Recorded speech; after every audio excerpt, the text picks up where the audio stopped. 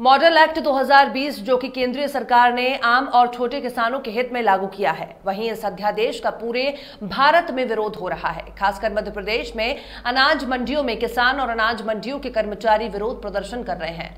विगत 7 दिनों से इटारसी कृषि उपज मंडी में मध्यम और छोटे अनाज व्यापारी सरकार के इस अधिनियम के विरुद्ध हड़ताल पर थे। कृषि मंडी के कर्मचारी भी इस नए अध्यादेश के विरुद्ध मध्य प्रदेश सरकार के खिलाफ लामबंद हो गए हैं। विगत 7 दिनों की हड़ताल के चलते राज्य सरकार ने कृषि मंडी के कर्मचारियों को मौखिक आश्वासन दिया कि इस समस्या का हल जल्द से जल्द निकाला जाएगा। मौखिक आश्वासन के चलते 4 बजे कृषि मंडी में दोबारा काम शुरू किया गया। इटारसी कृषि मंडी के मुख्य कार्यचालन अधिकारी उमेश बसेड़िया शर्मा से हमारे नर्मदापुरम संभागीय ब्यूरो ने विशेष बातचीत की। नमस्कार, आपके सामने शर्मा जी बैठे हैं, हमारे इटारसी के कृषि मंडी के अधिकारी हैं और आज से 5 दिन से यहाँ पर हड़ताल चल रही है। तो शर्मा जी बताएंगे ये हड़ताल की वजह क्या थी और आप लोगों ने क्यों हड़ताल किया हुआ था और सरकार के आपकी क्या मांगे हैं? जी हाँ, आपका बहुत जायज़ प्रश्न है। ये मॉडल एक्ट 2017 5 जून 2020 से केंद्र सरकार के द्वारा लॉन्च किया गया।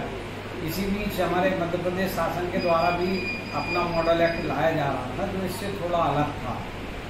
और इस मॉडल एक्ट में 3 अध्यादेश हैं जो कि किसी भी तरह से न तो वो कर्मचारी हितैषी हैं, न छोटे व्यापारी के हित में हैं, न कृषक हित में, न हमाल हित में। इनके द्वारा मंडी प्रांगण को केवल मंडी क्षेत्र को केवल मंडी प्रांगण तक सीमित कर दिया गया है। अभी मंडियों का नियंत्रण पूरे तहसील स्तर पर मंडी क्षेत्र में रहता था। उससे कौन सी क्रॉप की कितनी उपज है, कब बिकने आएगी, हम लोग मैसेजिंग के माध्यम से उसको बिकवाते थे तो किसानों को उचित मूल्य मिलता था।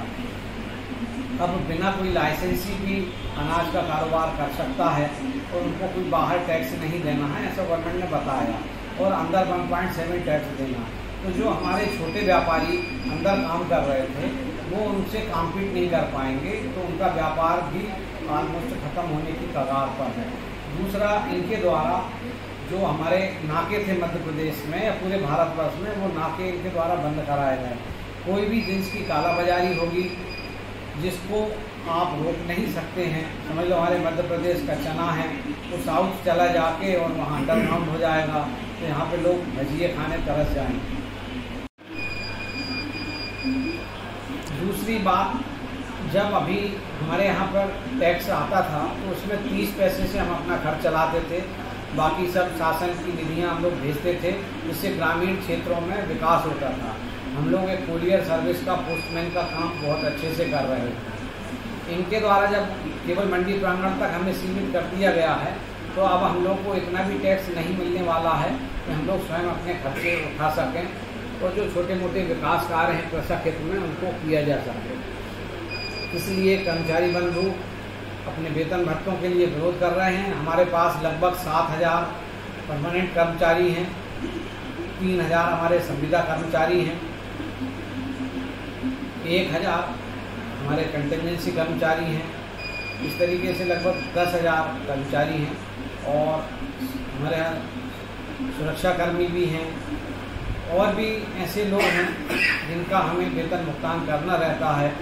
साथ ही लगभग 3,000 पेंशनभोगी कर्मचारी हैं। अभी यह सरकार के अन्य विभागों की तरह बजट आवंटित संस्था नहीं है।